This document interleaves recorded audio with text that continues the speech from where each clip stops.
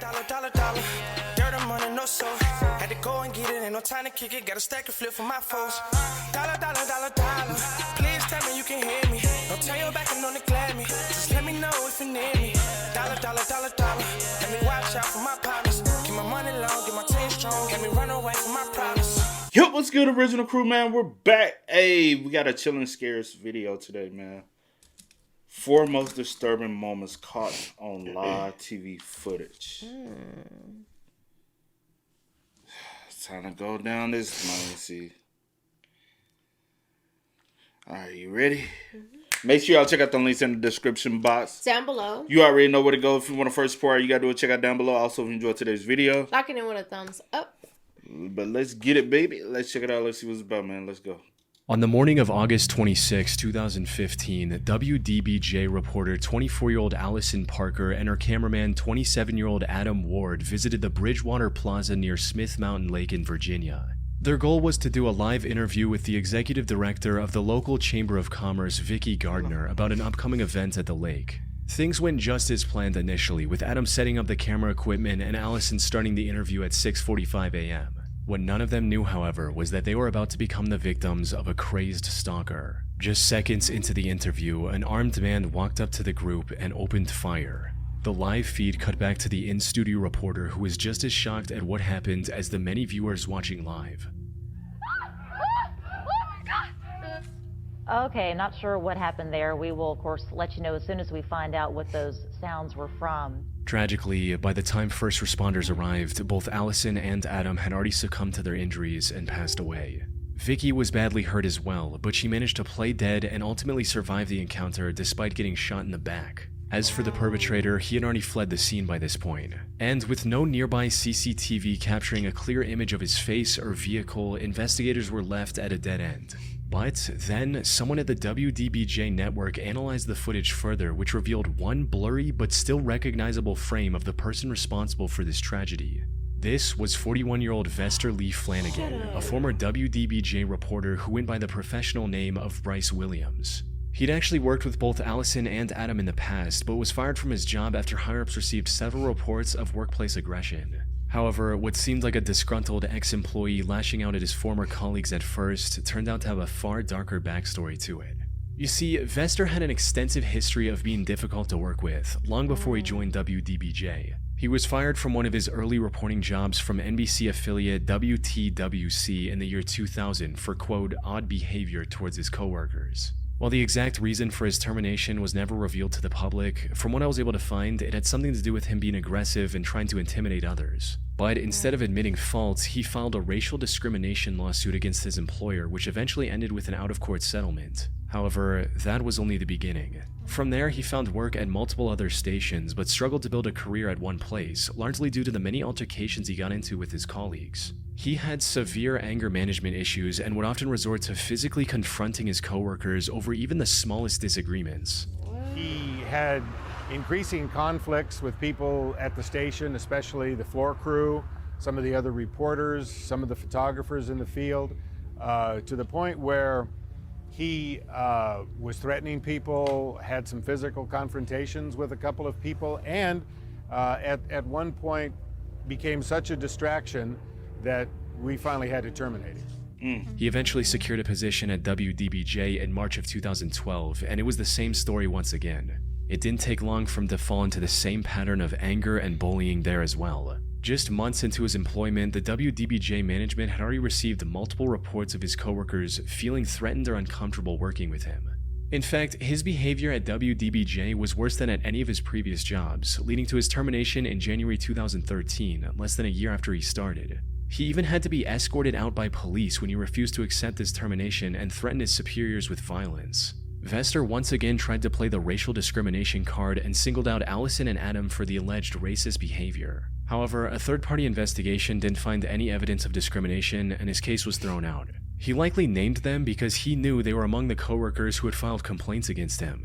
After his shameful termination from WDBJ, he struggled to find work elsewhere in the industry. And his resentment against the two colleagues he believed had destroyed his life only grew with each setback. This resentment reached its tipping point on the morning of August 26, 2015. He tracked down where Allison and Adam were doing their next job and stalked them as they were getting ready to go live. As soon as they began the interview, Vester walked up to them and opened fire. But this was only part one of his plan. You see, while Adam's camera did catch Vester for a split second, the footage wasn't clear enough for the investigators to name him as the prime suspect with complete certainty. Fortunately, this doubt vanished quickly when, at 8:26 a.m., Vester faxed a 23-page manifesto to ABC News, admitting to everything. Though most of these pages were filled with nothing more than the incoherent ramblings of an extremely angry and mentally unwell man. In them, he described himself as a human powder keg just waiting to go boom, how he was angry at the world, and mentioned the Charleston church incident as his tipping point. How that connected to him taking the lives of his former coworkers was never entirely clear. Then, at 11:14 a.m., he also uploaded a video of the crime he'd recorded from his point of view on Facebook. This left no doubt that Vester was the one behind the incident, prompting an immediate nationwide manhunt. Tracing his cell phone allowed the officers to find him on the highway, attempting to flee the state in a rented vehicle at 11:20 a.m. But when they tried to pull him over, he sped up and eventually crashed onto the side of the road. And before the officers could reach his car, he decided to end the chase with the firearm he had on him, bringing the manhunt to a sudden, shocking conclusion. Such a coward, bro. Wow. Was this your first time hearing about that? Yes. Nah, I've heard about that before. But I've heard about, like, because when I saw it, I was like, that looks so familiar. But I haven't heard about it in so long. Where I was like, and then when I saw, I was like, oh yeah, that situation. You blaming everybody but I didn't know else about around the previous. you. Yeah. You blaming everybody else around you. Are your own problem. Like, you are the problem. Go see some therapy, my boy. Like, bro, rest in peace to them. Yeah. They didn't, just because they decided to work with you. Everybody don't want to deal with the bullshit, bro. I just want to come to work, do my job. All Then that one extra lady, stuff. she don't even know you. Right. So tragic, man. And then you went out the most cowardice way. Instead of facing it head on, you know. Yeah. On the 25th of June 2014, Charles Bothell went on the Nancy Grace Show seeking the public's help in finding his missing son. 12-year-old Charlie was first reported missing from his home in Detroit, Michigan 11 days ago on June 14th. His father, Charles, had been doing everything in his power to help locate his son, from going door to door in his neighborhood to spreading missing person posters throughout the city. Unfortunately, despite dozens of people, including the FBI looking for him, the young boy was nowhere to be found. And the hope of finding him alive was diminishing with each passing day. Appearing on live TV was Charles' last-ditch effort to raise awareness about his son's disappearance, hoping someone with information might see the show. However, just minutes into the broadcast, the interview took a bizarre turn when Nancy received a report that no one expected. The father of the missing 12-year-old boy, Charlie, with me is his father, Charlie Bothell. Charlie, we're getting reports that your son has been found in your basement. God damn. Sir? Apparently, while Charles was on TV, investigators obtained a search warrant to conduct a thorough search of his home. There, they found Charlie huddled in the basement behind a massive pile of barrels and boxes. Upon hearing the news of his son's discovery, Charles reacted with complete shock. How could your son be alive in your basement?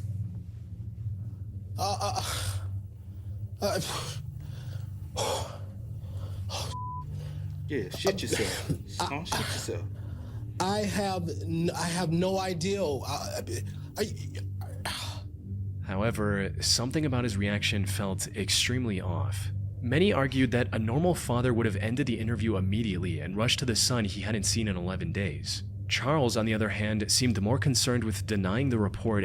I'm finna go and let you know how y'all know he lying. Motherfucking fade fucked up. A person who cool walking around with a fade like that, you know, got some secrets to hide. Y'all made light of some situations. See. And trying to prove his innocence.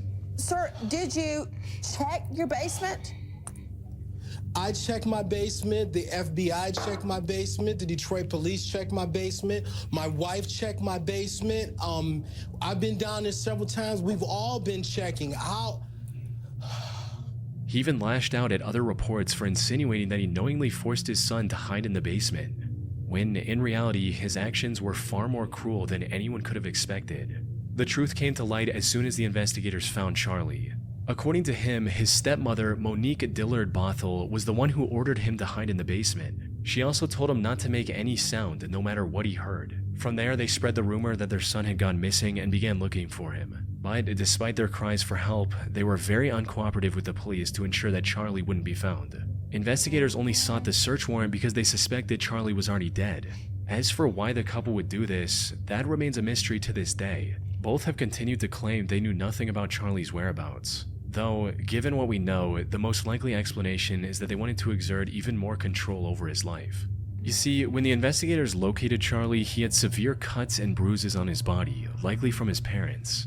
In addition to that, growing up, he also had to endure a grueling daily exercise routine that included 100 push-ups, 200 sit-ups, and 100 jumping jacks twice a day. Charlie was already homeschooled and cut off from the rest of society. Maybe the couple thought that faking his disappearance would allow them to do whatever they wanted without any oversight. Regardless of their intentions, their crime was clear as day. The two were arrested shortly after and stood trial over the upcoming months, with Charlie himself coming forward to testify against them. And while they were able to avoid jail time due to a plea deal, they lost complete custody of Charlie, who now lives safely with other relatives.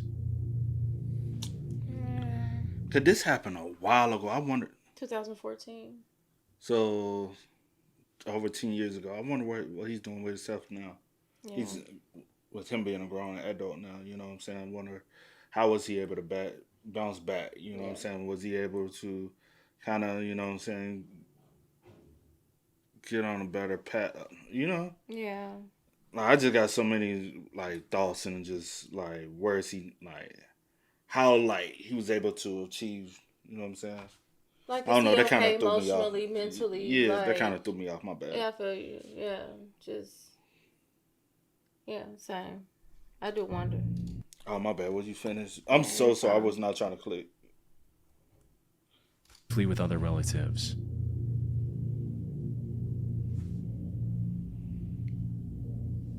On the evening of November 19, 2014, the Rockville, Maryland Fire Department responded to an intense house fire. The fire had engulfed the entire double-story house and was getting more and more intense with each passing minute. It took them over an hour to get the fire under control, and the house was barely standing by that point. Now, fires like these can start for any number of reasons, from a stove left on to an electrical short. However, before the investigators could even think about determining the cause, 27-year-old Carlos Peralta, who was one of the residents of the house, walked up to an ABC7 reporter covering the incident live and made the wildest revelation. According to him, this fire was the result of arson. Not only that, but he was the one who started the fire just hours earlier. Me, I set it on fire.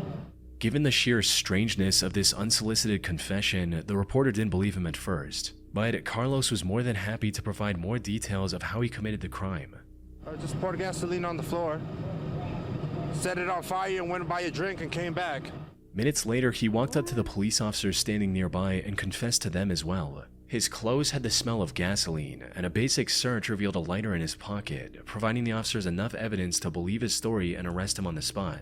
As for his motive, Carlos claimed that he did all this to get the media's attention about the deplorable living conditions in that house. However, burning down the house he wanted to report on made little sense. That is, until investigators dug further into his history and discovered that he'd been suffering from schizophrenia as well as alcoholism for the past few years. He was also arrested for destruction of property just 2 weeks before this incident. Put simply, this house fire was the doing of a mentally troubled man who genuinely believed he was doing the right thing. The fire ended up causing $400,000 in property damage. Fortunately, the other 5 residents, including Carlos's own mother, were able to escape without any harm.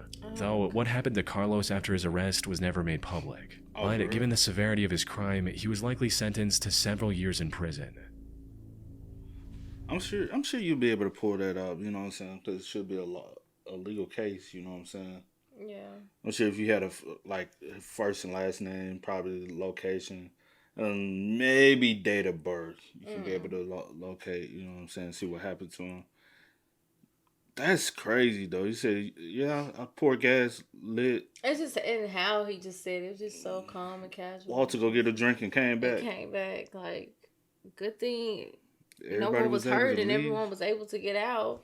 You talking about the horrible conditions of the home? Well, that's your family home. Clean the fuck up. Like, I don't know, like, what you mean as far as, like, Junk, people not clutter. coming and fixing things or of that nature. Oh, but, like if it's a rental property or do y'all own type thing? stuff like that. But, I mean, no one will be able to help. Well, I mean, I guess he's saying no one has been helping. Or but provide no proof. one will be able to see, that, because now everything is just destroyed. And honestly, if it was a rental property, right?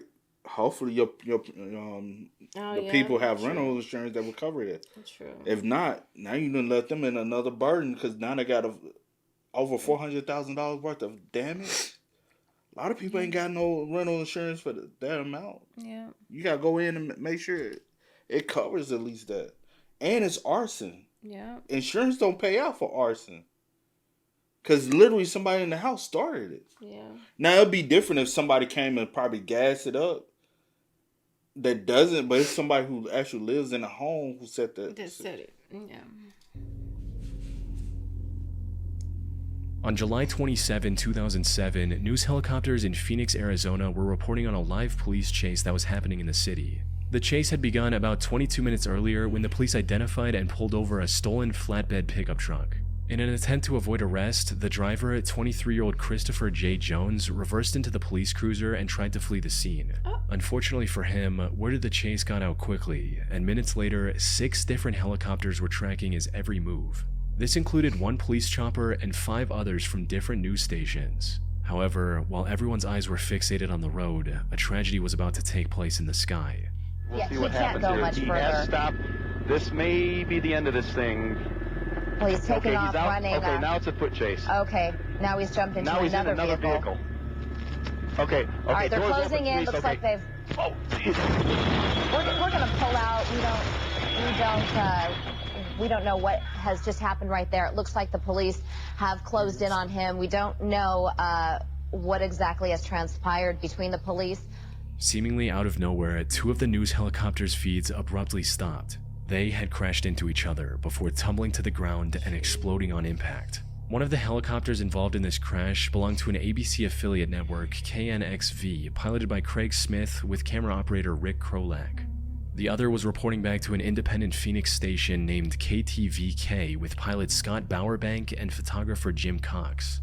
All 4 were sadly killed instantly on impact, leaving the other reporters stunned and struggling to process the sudden tragedy. Oh, Jesus. Oh, my gosh. Oh. Phoenix Tower, Skyblock 10. Just had a mid-air collision over here at the park. 2 helicopters. 2 helicopters down.